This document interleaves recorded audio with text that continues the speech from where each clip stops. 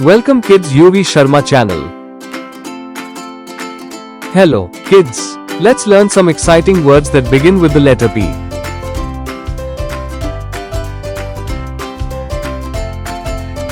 P is for parrot. Parrot is a colorful bird that can talk. P is for pizza. Yummy, cheesy pizza with lots of toppings. P is for panda. Panda is black and white and loves eating bamboo. P is for pencil. We use a pencil to write and draw. P is for pumpkin.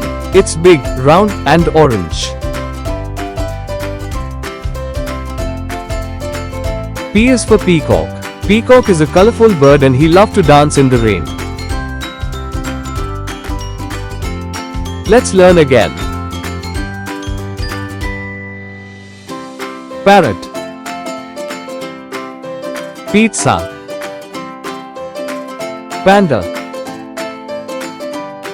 pencil, pumpkin, peacock. Great job, kids! You learned amazing words that start with P. See you next time with the letter Q. Thank you, kids. Don't forget to like, share and subscribe for more fun learning.